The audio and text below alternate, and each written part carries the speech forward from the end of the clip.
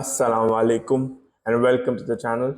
This is Red Dissection and we are here to analyze the nightmare at Old Trafford against Crystal Palace. Another episode, another day at Old Trafford and another tragedy. This time around against a team that we had already won against in midweek, and still we had no clue, no ideas to open the defense up. They had some returning players like Joachim Anderson and we were just incapable, just out of devoid of any kind of plan to try to open them up, to try to find spaces and create chances, and we couldn't do any of it. Then Hag brought back players, his favorites, that don't work for the team, that don't stick to the principles of his play, and the result was the same.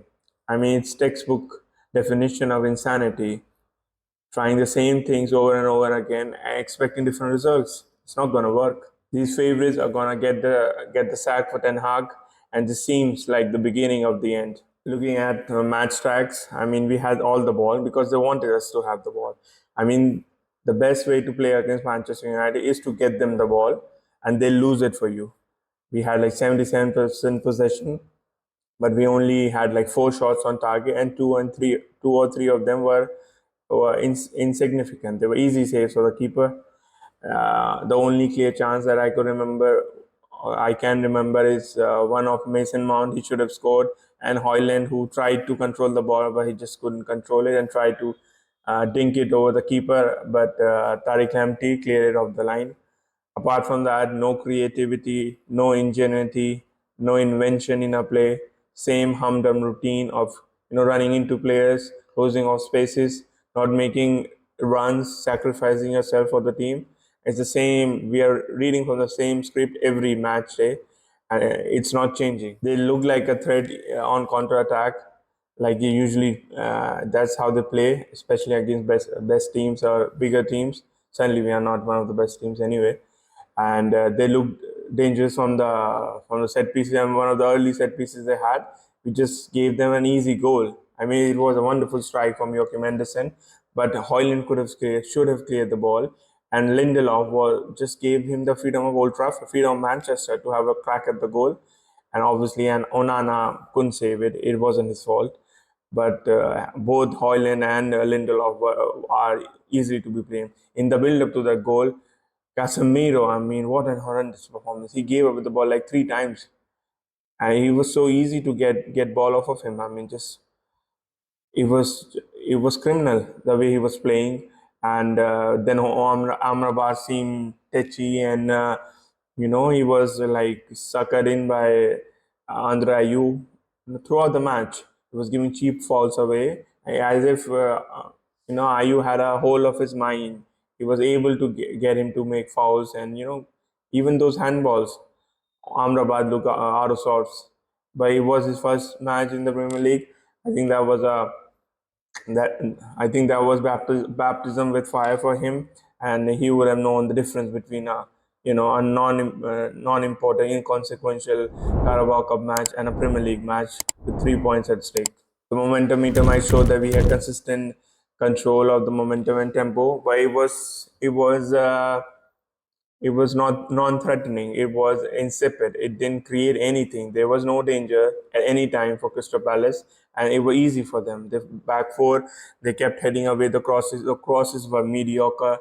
It was a Sunday league match in terms of quality, especially from United, and we didn't have any threat against the defense. Ten Hag was, he's notorious for his late substitutions. Again, he brought on Martial very late. Only positive was he actually dragged Rashford off of the field, but that was too late. He brought Martial like in 77th minute or 78th minute, and there was not enough time to have any impact. Even though Martial is good at linking up play, and he was picking up the ball in wide areas and coming deep, but it was too little too late. In terms of average positions, it was the same for United. The two centre backs splitting, and Amrabat was coming in, and Mount was occupying the left hand side and trying to link the ball to Rashford. Obviously, he was like usual, his usual self. He was running into blind alleys, head down, into car crashes. We lacked somebody who could switch the ball off to the right wing, and we seldom did any kind of switches. That was disappointing, especially after performing well in the against the same opponents in midweek, and where we were switching off play and spraying ball from one wing to another or trying to open them up. In terms of forwards, nobody was coming deep to pick up the ball, trying to link up the play apart from Mason Mount. Bruno was absent. He was hiding behind Phil Hughes somehow. I mean, I don't know what he was trying to achieve there. Dalo was horrendous, especially in attack. He kept cutting inside. He wasn't giving ball to Pellistri. There was no link-up play. Uh, Varane had the freedom of the field. They actually gave him time on the ball. Crystal Palace. That was their plan. I think most of the team they do it now. They know Varane is not comfortable building from back. He's good at dribbling with it and at trying 1-2s, but not good at spraying the ball or giving good passes through the midfield. So that was a plan for them, and we struggled to build from the back. It was so jittery and shaky in terms of composure on the ball. I mean, Amrabat started well. He sprayed a few balls, but then as if it was infectious, the kind of nervousness the forwards were showing, it went straight to the back line, and they were also jittery and finicky with the ball. There was no smoothness, there was no composure on the ball, and we struggled with it. For Crystal Palace, Jordan Ayew was the main man in terms of starting attacks and winning free kicks. Amrabat seemed like a novice. I mean, it was a difficult start to his Premier League campaign. He kept away he kept fouling Ayew, and Ayew was very smart. He was using all the tricks of the dark arts and trying to put his body between the ball and the defender and earn easy, cheap free kicks. One of them led to the goal. And so Amrabat struggled there in his left back position. I think they also targeted Amrabat specifically in this match after the last match. And apart from that, Lindelof was poor and Varane was poor, especially against Matata, who was jostling for the ball and jockeying against them, and he was dominant physically, even though he didn't have much of the ball. But whenever he got into those one-on-one duels, he was impressive. Uh, Eze didn't have a great match, but is a constant threat. The left hand side Schlupp was also, defensively he was very committed. But attacking wise, they didn't have much threat in terms of clear chances, but they were always dangerous, and they are always dangerous on the set pieces. In terms of the back four, Joachim Anderson was excellent. Gay, was excellent as well, but Joachim Anderson especially, he was so composed on the ball. I mean, he was the best defender and one of the best passer on the pitch, and he was a standout performer for them. Another man to mention is Joel Ward. He was playing against supposedly one of the best wingers in the world or in the Premier League against Marcus Rashford, and he didn't give him any inch. Rashford was so poor. He was so erratic in terms of his decision making. He didn't know what to do with Joel Ward, and even though there's a big difference in terms of pace and physicality with Joel Ward, Rashford had no answer for him. Garnacho did a bit better because he was going on an outside and trying to square balls in or give crosses, but too little, too late. He didn't have enough time, and Rashford should have been subbed off at a half time. And Ten Hag, he's gonna die on this hill. These players will throw him under the bus and actually give the keys to the driver as well. So it seems like it seems like an uphill thing, and really I can't see any bright spot out of that match. Coming to play ratings, we can't follow Andre Onana too much. He's not that impressive with the ball right now because the team isn't set up with that. There are no players, especially for midfield, who are coming deep, involving themselves in the play, and so Andres Onana's best qualities aren't showing right now.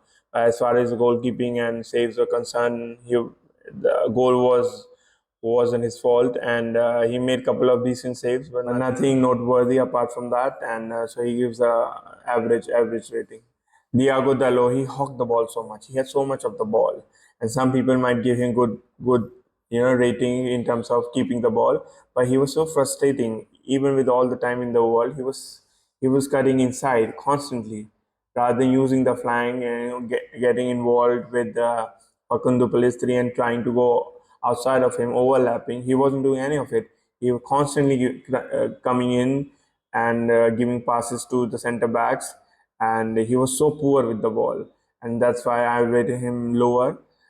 Defensively, he didn't have much threat to deal with, so that was all right. But his use of the ball is so poor. His crossing is so poor, and even his in link up play with his winger is extremely mediocre at best. Rafael Varane also, he gets the same rating. It was the same story with him. He was uncomfortable with the ball. He's so, his first touch and his movement with the ball is always under the scanner and questionable. But his use of the ball is even worse. He couldn't pass it to his midfielder. He couldn't pass it wide to his fullback without taking 2-3 touches on the ball. And by that time, he didn't have any options left. And this is the problem with United, because we are so slow in our build-up, so onerous, so ponderous.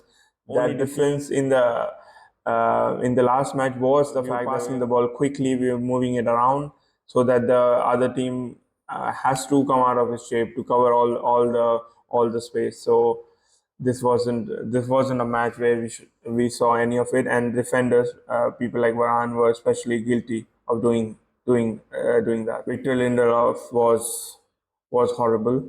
I mean, he has stake a claim after Harry Maguire's downfall and decline, but he isn't doing enough to warrant a starting position in a club like Manchester United.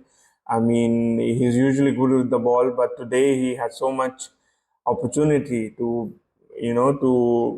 put balls behind the back line or switch play to the other flank, but he was found wanting, and he didn't want to take that risk, and his nervousness actually spread to his comrade at left back, Sofian Amrabat, who is out, who is playing out of position, and that flank was especially tormented by Jordan Ayew and Eze, and they were kept busy with both of them, and they kept giving fouls away. And Lindelof especially was ragdoll around somewhat with Matata, and it was a bad day at the office for Lindelof. So Amrabat has a tough beginning to the Premier League campaign, to his career in the Premier League. As any new player coming into the league, he was introduced to the rough and tumble of the Premier League by Jordan Ayew. He was given a lesson in terms of keeping composure and trying to play to the plan. And he started well. First few passes he did well, but then Jordan Ayew, I think it was his plan to ruffle his feathers, and he kept giving the balls away. He kept pushing him in the back and handling the ball also. He could have given away a penalty. He could have gotten 2 yellow cards and a red card, and so he was fortunate in that way. But it wasn't a reassuring performance like it was in midweek, and he could be targeted if Reguilon and any of the left backs don't come back into the team in near future. Then Sofian Amrabat would be targeted by other teams, and it could be difficult month ahead, or difficult, especially the next week. It could be difficult for Sofyan Amrabat. He needs to go back to his comfortable position in midfield, and he needs to play as a deep line playmaker. But until then, this wasn't promising from Amrabat. Coming to midfield, Casemiro got away with murder. He was criminally ineffective. He was effective for Crystal Palace. Actually, he was giving the ball away so easily. I mean, he was trying to outdo Bruno and Rashford in that aspect of the game, and he's not comfortable. I mean, he's been exposed since the Carabao Cup. Since the Liverpool match, I'd say he's been exposed, and he seems leggy. He seems unsure of him. He was playing at the right wing in the last few minutes, and it was tragic to see him like that. He knows his limitation physically, and I think it is playing on his mind, and that's why he shouldn't be put in that position. He should play a bit ahead and bit advanced in my opinion, and he can get a few goals, but he shouldn't be playing so deep, because any of the mistakes he commits in that place, he is liable to get a red card quite easily. He could have been given that card even in this match. He got an early yellow card, and he goes to the ground so easily. So he's always liable to get a yellow, and two yellow make a red. And he shouldn't be playing that deep. He should be pushed forward and try to get involved in goals and trying to make goals, rather than he should be brought out of misery by Ten Hag. And until he does that, I think we're not going to see any improvement from Casemiro. Mason Mount was the man of the match for Manchester United. He was industrious. He was trying to link the play with Rashford on the left-hand side, but Rashford was a dead end. It was a cul-de-sac with him. He was constantly trying until the very last minute. He should have scored from his header. That was an easy opportunity. So, but in terms of quality, he's not good enough for Manchester United, as we have told you before. But in terms of his drive and industry, he did his best, I think, especially considering that he's coming back from an injury layoff, and he was the most hardworking and industrious performer for Manchester United, and actually tried to link up play and tried to find players and try to find spaces in forward areas. He was a bad he was a bad player in a worse bunch, so nothing too glorious to brag about. But he was certainly the better. He was certainly the best Manchester United player on the pitch. Facundo Pellistri was ineffectual. He tried his best to try to get involved in play. He was coming in, trying to go out, but he had no change out of Tariq Mitchell, who had him in his pocket. He seems raw still for this stage, for this level of football. He seems, because he's so diminutive, he seems physically still far off what he should be, or what any winger should be playing in the Premier League. And that you can see Mitchell had him at the back of his palm. He was reading him quite easily. He didn't have pace to get away from Mitchell. And especially with Dalo, there was no chemistry, there was no link up, there was no 1-2s, and he struggled. And it didn't help his senior players let him down as well, but he himself didn't have a good game. Bruno Fernandes, captain MIA, he was missing in action. He was completely non-existent, anonymous. He was actually hiding behind Phil Hughes. I kept on seeing him. He was hiding. Maybe it's an instruction to go forward and leave the space for other players to come in, but he was miserable.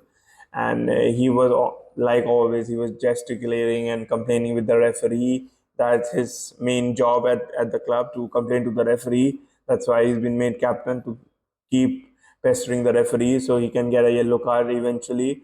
But he had no quality on the game. He had one good shot, but that was straight at the keeper. There was the far post was wide open, but he just smashed it straight to the keeper. Apart from that, he had no play. The corners were atrocious. His service to the forward is horrendous, and his overall commitment to the cause, he is very difficult to watch, in terms of he doesn't even try to track back. He doesn't even try to compete physically with any of his opponents. Phil Hughes looked stronger on the ball against him, so that's a worrying thing, but that is not something we are shocked by, and that was a usual Bruno performance. Marcus Rashford was an accident, no pun intended. He was a complete car crash, no pun intended. He had kept his head down, just kept running into Joel Ward, and then he was only concerned about playing, long balls or through balls straight to their defense.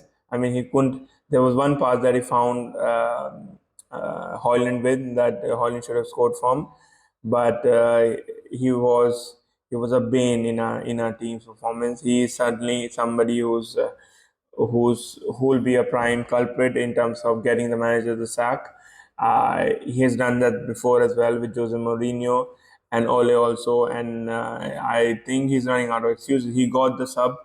He was subbed finally. The fans have been, wanting for that to happen for quite a few months actually, and he finally got the sub. But I don't think that Ten Hag will be brave enough to drop him from the start. I think he'll be back into the team against Galatasaray, and we'll see the same performance, the same. With Rashford and Bruno, it's just lack of quality. They're not just good enough. And if Manchester United are to get back to the glory days, for a Manchester United team to be competing for the Premier League and Champions League, Marcus Rashford and Bruno Fernandes cannot play for this team, and that is as simple as that. Rasmus Højlund has a Lukaku-esque performance. He was struggling to keep hold of the ball. His first touch was absent. He was kicking the ball out of play, and he couldn't link up the ball. He had no composure in the box. I mean, a couple of chances he had, he should have buried them. But he lacks, certainly he lacks confidence, but also composure in the box. He is more concerned and occupied with trying to struggle with the defender and trying to overpower him rather than focusing on his main job, that is to link play with other players, and he was terrible at it. He also looked lethargic to me in terms of pressing. He kept on running, but there was like he was running like a headless chicken. There was no idea behind. There was no design behind his play, and I'm sounding harsh, but we have to be critical of his performance. And even though it's a difficult start for his career at United, but he needs to learn the fact that the expectations are such that he won't be given a free run at it. He won't be, we won't ease off of him just because he's a new player. He needs to show quality. He needs to show guts, and he needs to show spirit, which he does to a degree. But he also needs to show quality, and he hasn't shown enough. And it seems like another of those signings by Ten Hag that baffles me. And maybe he comes off well in a year or 2 years time, but right now he seems undercooked for this stage and this week. Coming to substitutions, Christian Eriksen was anonymous. I didn't notice him at all. He had all the ball in the forward areas, but our problem was we getting stuck. We were devoid of any ideas to make space and trying to get them out of the structure, the opponents, and so he didn't have a good game or a really bad game. So Christian Eriksen in the end was ineffectual and ineffective. Alejandro Garnacho was bright in terms of taking his man on, which Rashford didn't do well. So he kept going on the outside. He squared a few balls and gave a few passes and a few crosses, but not any kind of quality on them. He had a shot that was blocked by Gehi, so at least he had an attempt on goal, nothing exceptional, and it wasn't anything great, but he wasn't the worst player on the pitch as well. Anthony Martial was brought on too late. He actually has some quality in terms of linking play up. He was coming deep, going to the left flank and trying to build play from there. He looked comfortable on the ball. He had that poise on the ball. He didn't have enough time to make any kind of impact, and he wasn't going into the box. Maybe that was the instruction by Eric Ten Hag for him to get involved in the play, but he didn't have any clear chances. But his overall play was like his usual self. He's good at linking up play. He's good at moving with the ball, turning and running at the defense, and he's good at actually making good judgment calls in terms of passing, when to pass, when to press, when to shoot. But he wasn't given enough time to make any real impact on the game. Van der Beek was brought on late with Harry Maguire, so Van der Beek didn't have any time. He was not tidy on the ball, but he lacks physically, and he didn't have any real time to make any kind of impact on the game. So we can't rate him any more than this. Harry Maguire was brought in as a stopgap striker. The plan was to play long balls and try to hit Maguire with it, rather than, because Maguire can't really hit the ball. I don't know how many goals he's got for United, but they haven't been much. He scored a few goals for England for sure, but not for United. And he is not dominant in the air or in the box. I don't know why he's been brought on by the coach. McTominay would have been a better target man than Harry Maguire, because he actually can win few headers and has a decent shot on him. But bringing Maguire on is another negative against Ten Hag, and Ten Hag has to take the blame for it, for bringing this substitution, for being notoriously bad at substitution and keeping them, too late.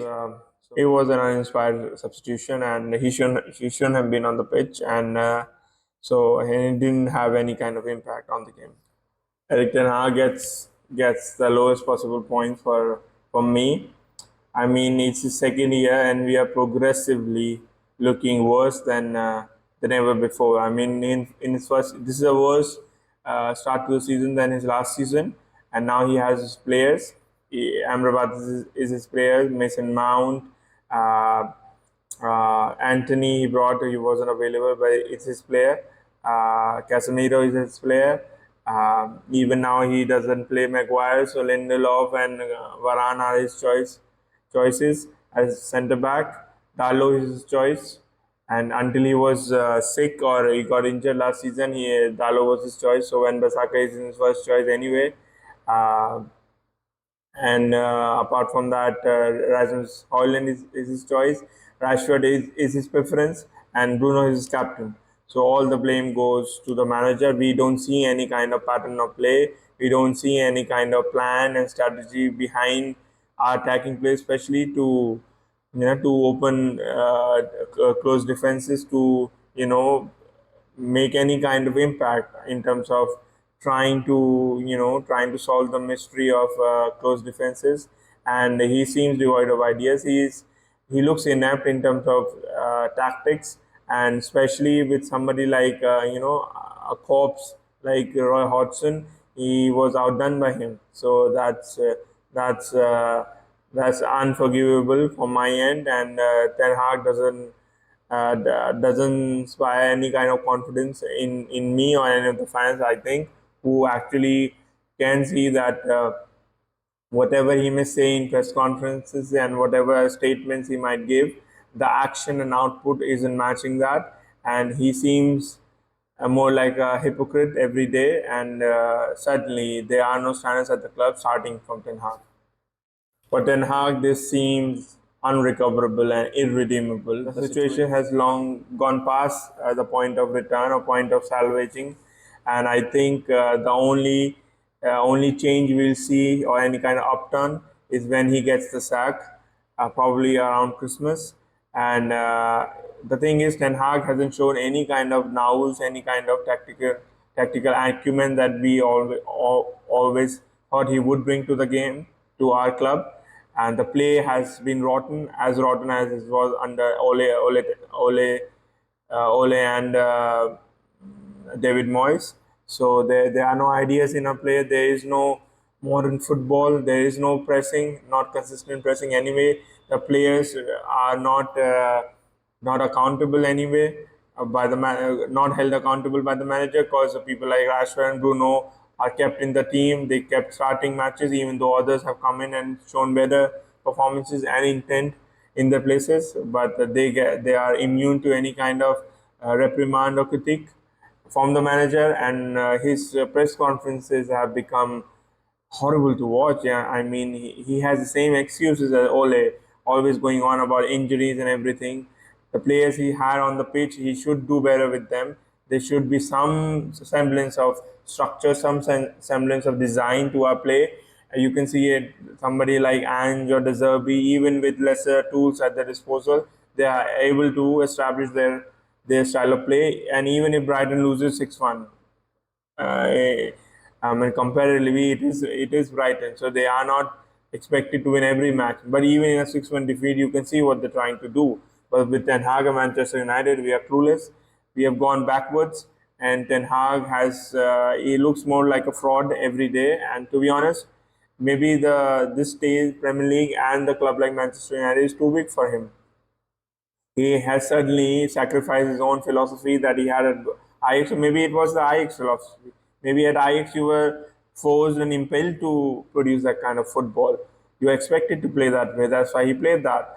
But at Man United, he has been exposed to a lot of degree, and certainly his credentials have been come under question, and he hasn't done anything to build any kind of confidence in us as fans and certainly wider audience. And this seems like a story that has been repeated multiple times over the last 10 years. And I don't want to sound like a broken record, but it seems like the only solution will be in him getting the sack sooner rather than later.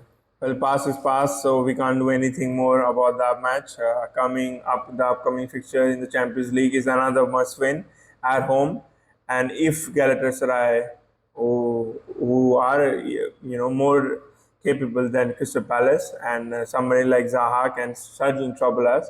So if they get a goal early in the first half, or even if they don't get the goal and we don't get any goal early on, I can see that being a long night as well.